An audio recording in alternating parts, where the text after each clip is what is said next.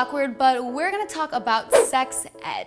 I was in probably 5th grade when I had to take my first sex ed class. I remember everyone having to go into the gym for like a big assembly for like sex ed, which is probably like the worst assembly ever. I don't think they separated the girls and the boys because it was a public school, so it was like, everyone's equal. We're gonna all do sex ed together. That was only the beginning of the sex ed classes I was about to take in the rest of my educational career. I remember once you got to high school, you had to take like health classes and stuff, and you had to learn all about like the different sexual things. Whereas in 5th grade, you just had to like learn where babies really come from. It was kind of awkward when they had us all together, more awkward in like a funny way, because you know there's always gonna be those kids in the class that are like giggling whenever they hear like a dirty word. And when you're learning about things for the first time and you're learning about them in front of like boys, it's kind of like embarrassing.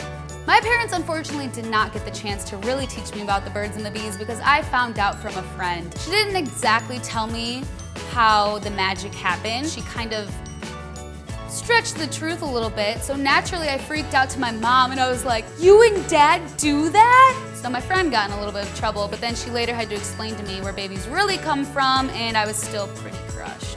My advice for girls or guys going through sex ed right now, take it seriously, because I remember being like nervous and shy about it and not really paying attention, and then later on I had no idea what to do when my body was changing or when people were talking about stuff. So if you actually pay attention in class, you'll know what's happening to your body, you'll know what people are talking about, and you'll be educated and be more smart when it comes to the weird stuff.